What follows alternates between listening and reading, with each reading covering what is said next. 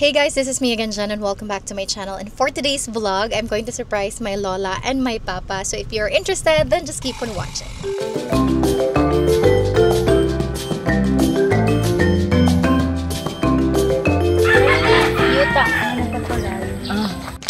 For today's vlog, it's gonna be very special kasi isasama ko si Papa at saka si Lola. Hindi ko sila sinasama talaga sa vlog because masyado nang magulo sa social media, guys. And as much as possible, I don't want them to see the bad side of social media if ever I'm going to include them on the vlog. But this is gonna be very special because it's for them. It's a surprise for them as well. And I know a lot of the people asking in social media bakit hindi ko daw pinapaayos yung bahay ni Papa or ng lola ko. Kasi nakikita niyo yung videos ng kapatid ko sa father's side, si Jen Lee. Tapos napapansin niyo nga yung bahay. Tapos bakit daw? Ang daming tanong, bakit daw di ko pinapaayos yung bahay? Well, the main reason is, yung bahay kasi na yun, yung lupa kung saan siya naka-situated, hindi kasi nila lupa ni Papa yon. So, ayokong ipaayos yung bahay knowing hindi sa kanila yung lupa. That's why, for today's surprise, para sa Papa ko at saka sa Lola ko, is I'm going to surprise them kasi may nabili akong lupa for them. Yes, I bought a lot. Sobrang tagal ng process nito before ko siya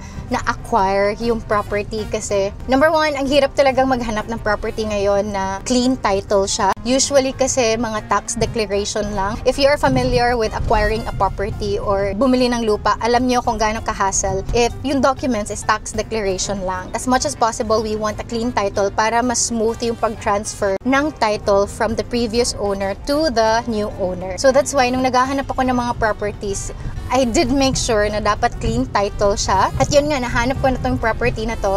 And another thing is the location. Kasi parang gusto ko, as much as possible, malapit lang si Mama at saka si Papa. Yeah.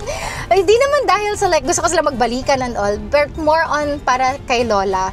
Just in case may emergency and all, mabilis makapag-respond si na Mama and all, may makakatulong agad. Parang ganun siya. That's why I want them closer.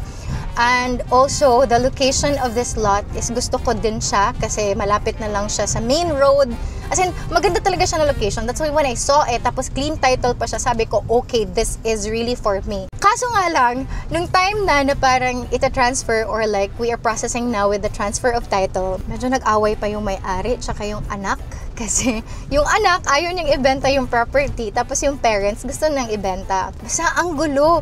Kasi yung title, nasa anak. Ayaw niyang ibigay yung title sa parents niya. So, ganun siya kagulo. Hanggang umabot sa point na yung attorney ko or yung lawyer ko, sinabi na niya talaga, Jan, wag mo na lang kayang i-push to. Kasi ang hirap nilang kausap, ganun. Tapos parang, pinipray ko almost everyday na Lord, sana maging okay na lahat, ganito, sana pumayag na. Merong one time guys, nagbook na ako ng flight papuntang Cebu kasi supposedly yun na yung time na magpipirmahan na kami.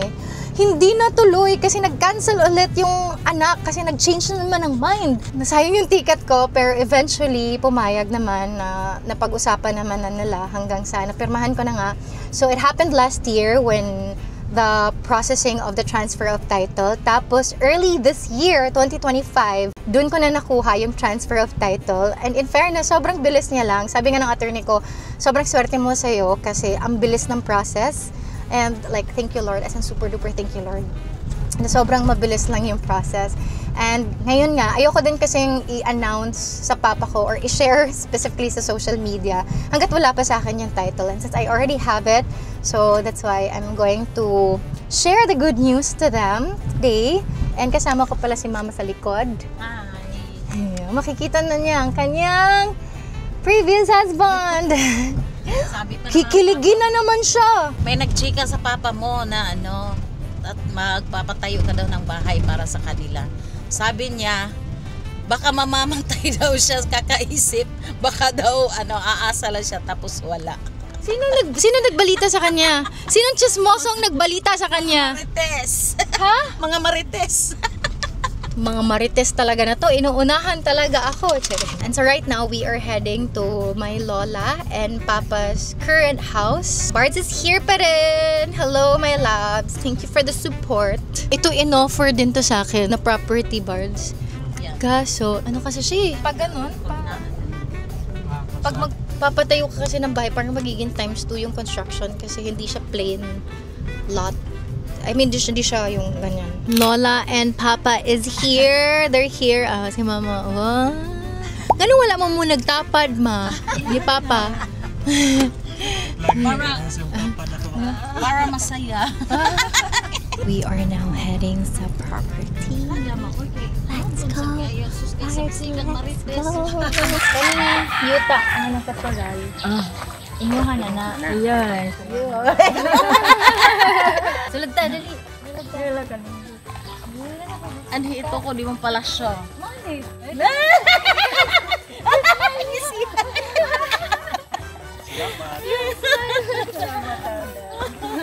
So supposedly guys, yung property is up until there.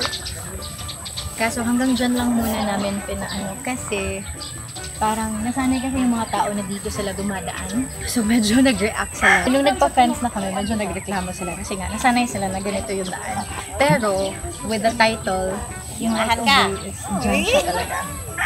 Eh, masukal pa siya dyan. So once we start with the construction, hanggang dyan na yung bakod and also ito, tatanggalin na namin yung grass para at least meron silang ibang madadaan. Pag ka na siya, ganahan na siya. Ganahan ka? Dili namin magkabang dito dan. Ayan. Salamat din ha? Of course. Ito na sa balayan.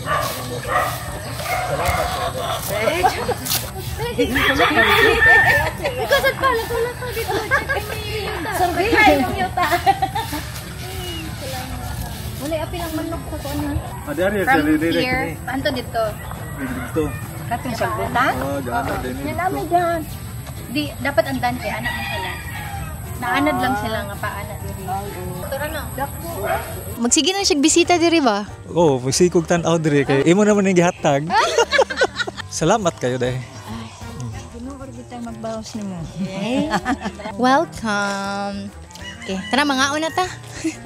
Ay, di na ka mulakaw? Ari na ka diri? Gagawa na daw siya ng kubo, guys. Though the lot may be small, but it's a foundation of hope and certainty.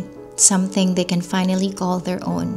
They don't have to worry anymore if papalayasin ba sila ng may-ari ng lupa kasi nangyari na sa kanila dati yon, and I don't want it to happen again. And it might take me another year to build their dream home, but I trust that God will provide me with every resources needed to make it sooner than I imagine.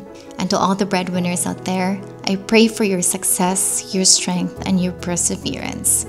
Keep the faith, because someday your sacrifices will turn into the greatest blessings, not just for you, but to those you love. Keep moving forward because every hardships will bring you closer to your dreams.